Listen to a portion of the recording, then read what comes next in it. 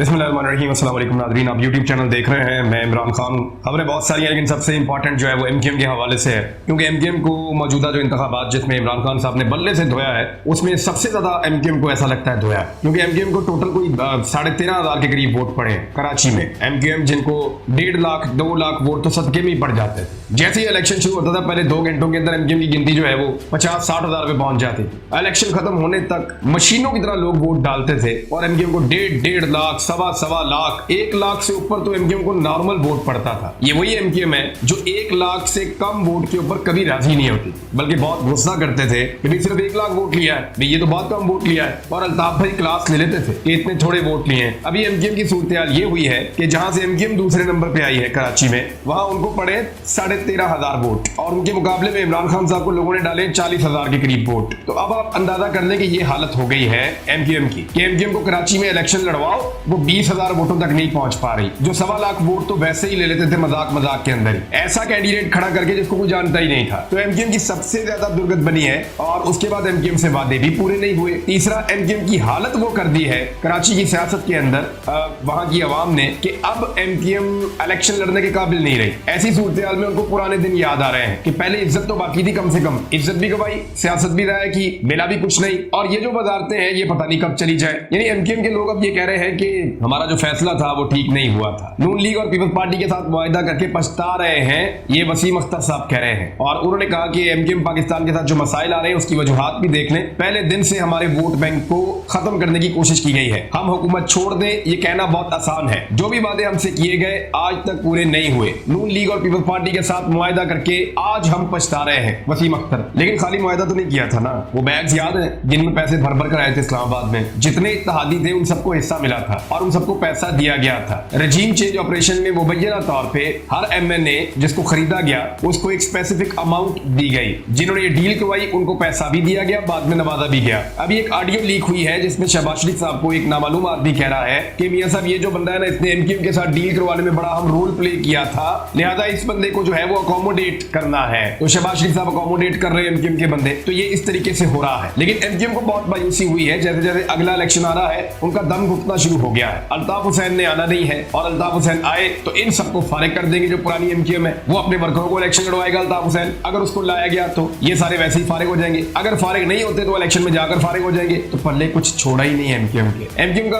हंगामी इजलास governor house Karachi में अब तलब किया गया है, और गवर्नर हाउस में यानी गवर्नर सिंध कामरान टसूरी की जेर सदारत इजलास होगा। ये हालात हो गए, 1 महीने पहले तक ये बंदा एमक्यूएम में नहीं था, अब ये एमक्यूएम के इजलास की सदारत करेगा। क्या हालत कर दी एमक्यूएम की एस्टेब्लिशमेंट ने पकड़ के। यानी वो पार्टी जो एंटी एस्टेब्लिशमेंट पार्टी बनने के ख्वाब देख रही थी, वो पार्टी जो अवामी पार्टी बनने के ख्वाब देख रही थी, वो पार्टी जो पूरे पाकिस्तान की पार्टी बनने के ख्वाब देख रही थी, एस्टेब्लिशमेंट ने ऐसी दुर्गत बनाई है उसकी कि एक बंदा महीना पहले पार्टी में शामिल करवाया, फिर उसको गवर्नर बनवाया, अब वो बंदा पार्टी का इजलास की सदारत कर रहा है गवर्नर हाउस में। कमाल कर दिया एमक्यूएम के साथ वैसे पाकिस्तान की एस्टेब्लिशमेंट ने। इस पे एस्टेब्लिशमेंट की दाद देना बनती है, और उनसे ज्यादा एमक्यूएम को दाद देनी चाहिए जिन्होंने इतना जबरदस्त काम अपने साथ करवा लिया है। इत्तेहादी इकट्ठे हुए जी, और इकट्ठे होकर बैठकर उन्होंने ये फैसला किया कि नहीं, सवाल ही पैदा नहीं होता, चाहे मैं उल्टा लटका दिया जाए, चाहे मैं डंडे मारे जाए, चाहे कुछ भी किया जाए, किसी धमकी में नहीं आना। इलेक्शन में जाने के लिए गैरत का मुजाहरा नहीं करना, बिल्कुल किसी को गैरत में आने की या गुस्से में आने की जरूरत नहीं है। अभी हालत देखी है ना, कुछ सीटों पे ऊपर जिन्होंने इंतखाब किया, यानी पीडीएम की जमातों ने मिलकर इंतखाब किया कि ये वाली अगर 9 सीटें हम ले लेना, ये 9 सीटें अगर हम काबू कर लें, तो इन पे हमें इलेक्शन में इमरान खान कभी नहीं हरा सकेगा, क्योंकि यहाँ हमारी तैयारी पूरी है, हमारे बंदे तगड़े, हम मिलकर आएंगे, उड़ा देंगे पकड़ के पाकिस्तान तहरीक इंसाफ की ये 9 की 9 सीटें। ये आदादुशुमार के मुताबिक लंदन से अप्रूवल लेकर इन सब ने ये फैसला किया था। वहां पे इमरान खान ने धूल चटा दी है, एक सीट पे बहुत धांधली करके ये जीते हैं, बाकी हर जगह पे इमरान खान ने बल्ला घुमा घुमा के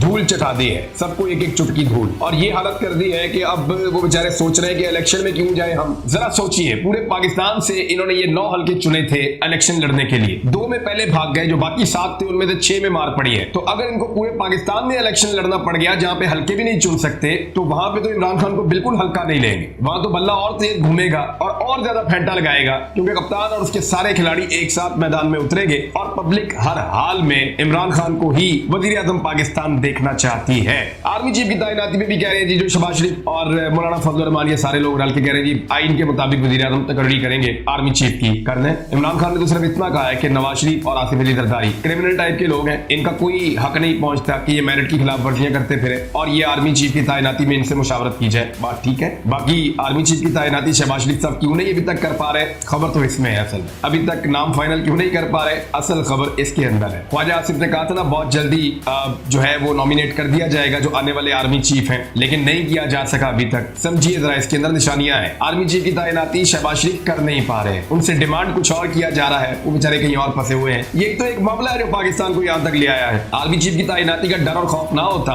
यानी पीएमएलएन के अपने लोगों ने कहा कि पीएमएलएन के लोगों को एस्टेब्लिशमेंट ने ये बताया कि इमरान खान साहब एक मखसूस शख्स को आर्मी चीफ बना देंगे और उसके बाद फिर आप लोग भूल जाए सारा कुछ। तो ये इसलिए जल्दी जल्दी हुकूमत में आ गए हम, उन्होंने खुद कहा ताकि वो अपनी मर्जी का आर्मी चीफ बनवा सके। तो गेम तो सारा यही है कि आर्मी चीफ अपना बनाना है, या आर्मी चीफ की तैनाती इमरान खान ना करे, आर्मी चीफ की तैनाती पीडीएम की जमातें करें। और पीडीएम की जमातें कहती हैं कि उनको एस्टेब्लिशमेंट ने उकसाया है ये करने पर, और भी बहुत सारे और लोग भी ये कहना शुरू हो गए हैं। जो दानिश्वर हैं जिनका ताल्लुक बहुत करीबी है, भिखारी दानिश्वर, वो भी अब ये कहना शुरू हो गए हैं कि नवाज शरीफ के हाथ पांव बांध दिए, पहले निकाल दिया, फिर दोबारा हुकूमत दी और बुरे हालात में हुकूमत दी, और फिर अब हाथ पांव बांध दिए और फिर इमरान खान जो है वो बहुत तेजी से मकबूलियत हासिल कर रहे हैं। ये बयानियां अभी सारी की सारी पीडीएम अपनाएगी और वो सारे कहेंगे कि यार ये तो इमरान खान ने गेम कर दी हमारे साथ, एस्टेब्लिशमेंट ने भी गेम कर दी हमारे साथ, जैसे कि अभी एमक्यूएम बेचारी को मुसीबत पड़ी हुई है। तो आहिस्ता आहिस्ता बाकी सबको भी यही मुसीबतें आने वाले दिनों में पड़ेंगी। राणा सनाउल्लाह साहब ने कुछ एतराफ करना शुरू कर दिए। पहला एतराफ उनका ये है कि जब वो लोग गिरफ्तार थे तो उनके एस्टेब्लिशमेंट से मुलाकात हो रहे थे। ये मैं आपको बता देता हूँ। राणा सनाउल्लाह साहब ने बड़ा साफ कहा कि जब हम जेलों में थे तो हमारे एस्टेब्लिशमेंट से राब्ते थे। मोहम्मद मालिक के प्रोग्राम में उन्होंने ये एतराफ किया है, और इसके साथ साथ उन्होंने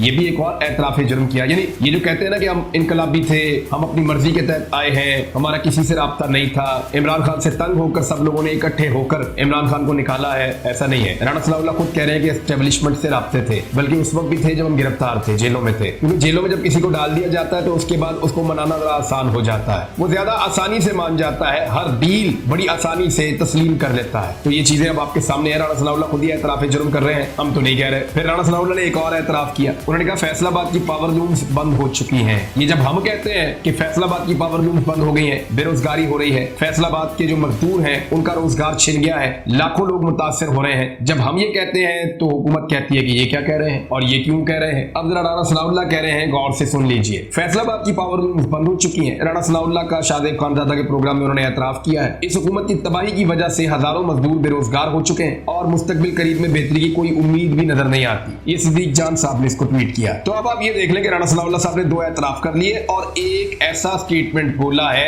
जो इनका पीछा करेगा। राणा सनाउल्लाह साहब ने पाकिस्तान तहरीके इंसाफ के कारकुनों को यूथिया कहकर मुखातिब किया है। ये एक गाली में से ये लफ्ज अखज किया गया है, यानी ये गाली है, गंदी गाली है, जिसमें से इस लफ्ज को अखज करके एक पॉलिटिकल पार्टी के नौजवानों को छेड़ा जाता है। पाकिस्तान तहरीके इंसाफ के यूथिया का वर्ड ये इस्तेमाल करते हैं, ये गाली में से अखज किया गया है। उन्होंने कहा ये जहां मिल जाए इसे सड़क पर उल्टा लटाओ और जूते मारो। राणा सनाउल्लाह साहब ने इस ख्वाहिश का इजहार किया है और अपने कारकुनों को इंस्टिगेट किया है। ये चीज राणा सनाउल्लाह साहब के सामने मौजूद रहेगी और रिकॉर्ड के ऊपर रहेगी, और यहां से आपको अंदाजा हो सकता है कि गालम गलोच कौन करता है, बदतमीजी कौन करता है और पहल कौन करता है। क्योंकि राणा सनाउल्लाह ने इससे पहले इमरान खान को बावला कुत्ता भी कहा है, और इससे पहले राणा सनाउल्लाह ने इमरान खान को उल्टा लटकाने की बात भी की है, धूनी देने की बात भी की है, और जैसे ही वो इलेक्शन हार गए हैं तो उनका पारा एक मतलब फिर चढ़ गया है। क्योंकि वजीर दाखिला होने के बावजूद वो अपने हल्के में अपने घर की जो पोलिंग स्टेशन है वहां से भी बहुत बुरी तरह हार गए हैं। बदतरीन धांधली के बावजूद, इलेक्शन कमीशन की मुकम्मल मदद दस्तयाब होने के बावजूद राणा सनाउल्लाह साहब बहुत बुरी तरह शिकस्त खा गए हैं। अब एक और चीज है जो ताकत के जोम में जो लोग मुब्तला है उनके गले की हड्डी बनने वाली है, और वो क्या है? वो है आजम सवाती। देखिए इससे पहले जिन लोगों को नंगा किया गया, जिनके कपड़े उतारे गए, उन लोगों के मामलात में कपड़े उतारने वाले जो है वो बच गए। आदम सवाती के मामले में नहीं बचेंगे। उसकी एक वजह है, आदम सवाती अगर डट जाते हैं, इन्होंने सारी जिंदगी अमेरिका में गुजारी, बहुत अमीर आदमी है और इज्जतदार आदमी भी है। आदम सवाती अगर डट गए और उन्होंने ये फैसला कर लिया कि मैंने नहीं छोड़ना, और इमरान खान साहब के साथ उन्होंने बैठकर प्रेस कॉन्फ्रेंस करनी है आने वाले दिनों में जैसी उनकी जमानत हो जाती है, क्योंकि उनको अब जेल भेज दिया गया है। एफआईए की बात नहीं मानी जज मोहम्मद बशीर साहब, और अब वो जेल से जब जुडिशियल हो गए तो वहां से उनकी जमानत हो जाएगी। जब जमानत होगी तो वो इमरान खान के पहलू में बैठ के प्रेस कॉन्फ्रेंस करेंगे, और वो जो प्रेस कॉन्फ्रेंस है वो तायुन करेगी कि वो क्या करने जा रहे हैं। उन्होंने कुछ इशारे दिए थे, उन्होंने कहा कि अया करेंगे, इन सबको बताएंगे इनके बारे में जो ये कर रहे हैं। अब मामला ये है कि एफआईए तो कपड़े नहीं उतार रहे, ये बात तो आप कर लें क्लियर, क्योंकि आदम सवाती साहब ने भी ये बात की और बाकी लोगों से मैंने बात की तो उन्होंने भी बताया कि उनको एफआईए ने कपड़े नहीं उतारे। ये कोई और लोग हैं जो आते हैं, और आदम सवाती ने ये क्लेम किया कि एफआईए ने उनको किसी और एजेंसी के हवाले किया और उस एजेंसी ने तशद्दुद किया और कपड़े निकाले, जिस्म के कपड़े उतारे, नंगा किया। अब इसके ऊपर जो है वो सुप्रीम कोर्ट ऑफ पाकिस्तान को नोटिस लेना पड़ेगा, नहीं लेंगे तो case supreme court of Pakistan में डेफिनेटली जाएगा। वजह क्या है? हाई कोर्ट में तो जाना ही नहीं। वजह यह है कि एक सेनेटर है, आम आदमी नहीं है। ये पाकिस्तान में टोटल 104 है। जैसे एक वजीर आज़म होता है, 4 वज़ीर आला होते हैं, ये बहुत अहम लोग होते हैं। एक सदर पाकिस्तान होता है, इसी तरह 4 गवर्नर्स होते हैं। तो सेनेटर जो है वो इनके बाद सबसे आम लोग होते हैं मुल्क के अंदर। इनकी तादाद लगभग 104 है पाकिस्तान में। हर पॉलिटिकल पार्टी अपने बेहतरीन लोगों को सेनेटर मुंतखब करवाती है। इनको अवाम वोट नहीं डालते, इनको अवाम के मुंतखब नुमाइंदे वोट डालते हैं। तो ये ज्यादा मोतबर लोग होते हैं। तो एक सेनेटर को पूरी दुनिया के अंदर बड़ी इज्जत हासिल है। आप जहां पे भी देखें, दुनिया के जिन ममालिक में भी अपर हाउस का सिस्टम है, वो अपने अपर हाउस के लोगों को बहुत रिस्पेक्ट देते हैं। तो अपर हाउस के एक बंदे को एक ट्वीट करने के ऊपर और तनकीद आर्मी चीफ के ऊपर कोई अजीब चीज नहीं है। मरियम ने की है, नवाज शरीफ ने की है, कैप्टन सफ्दर ने की है, बेशुमार और लोगों ने की है। लेकिन एक सेनेटर को गिरफ्तार करना आधी रात को, फोटो और नवासों के सामने मारना और उसके बाद उसको उठाकर ले जाना, ले जाकर किसी और एजेंसी के हवाले कर देना और वहां पे उनको नंगा कर देना, ये वो चीजें हैं जो किसी भी सोसाइटी में काबिल कबूल नहीं होंगी। अब जिस शख्स ने ये किया है उसको इसका जवाब तो देना पड़ेगा। इमरान खान साहब कहते हैं, मैं जानता हूं जिस दिन से वो शख्स इस्लामाबाद में तैनात हुआ है तब से अब तक इस किस्म की हरकतें हो रही हैं और ये गलत है, गैर कानूनी है, गैर आईनी है, गैर इखलाकी है और इसका कोई गैर इस्लामी भी है और इसका कोई जवाब मौजूद नहीं है। वैसे तो पाकिस्तान में उलमा बहुत बोलते हैं, लेकिन इस नंगा किए जाने के ऊपर कभी मैंने उलमा को बोलते हुए भी नहीं देखा, लेकिन ताकतवर हल्कों के खिलाफ बोलते हुए डरते भी हैं। लेकिन एक मिसाल मैं आपके सामने रख देता हूं क्योंकि मामला ये कोर्ट में जाना है। मिसाल में आपको इतना आसान नहीं रहेगा उस शख्स के लिए जिसको नंगा करके देखने का शौक है। मैं एक मिसाल आपके सामने रख देता हूं कि जब कैप्टन सफ्दर को गिरफ्तार किया गया था कराची में, तो आर्मी चीफ ने नोटिस लिया था और एक्शन लिया था। आपको याद है, कैप्टन सफ्दर कराची में गिरफ्तार हुआ था, आर्मी चीफ ने नोटिस लिया था और एक्शन लिया था। आज जो आदम सवाती के साथ हुआ है, आर्मी चीफ ने ना नोटिस लिया ना एक्शन लिया। दोनों केसेस में फर्क मैं आपको बता देता हूं। कैप्टन सफ्दर ने बाबा कौम कायदे-ए-आज़म मोहम्मद अली जिन्ना की तौहीन की थी, जिसमें अफवाज पाकिस्तान और पूरे पाकिस्तान की दिलादारी हुई थी, जबकि आदम सवाती ने आर्मी चीफ की तौहीन की है। तो क्या बाबा कौम की तौहीन के ऊपर नोटिस जब ले लिया इस मामले का कि उस बंदे के हक के अंदर फैसला दे दिया, तो ये तो कोई बहुत बड़ी बात नहीं है। आर्मी चीफ तो बहुत आए बहुत गए, बाबा कौम तो एक ही है हमारे। तो यहाँ पे कौन नोटिस लेगा? आर्मी चीफ यहाँ पे नोटिस क्यों नहीं ले रहे? यहाँ पे भी नोटिस लेना चाहिए और देखना चाहिए कि किसको नंगा करने का शौक है और किसने ये जुल्म किया है। अब तक इतने अपना ख्याल रखिएगा अपने चैनल का। अल्लाह हाफिज़।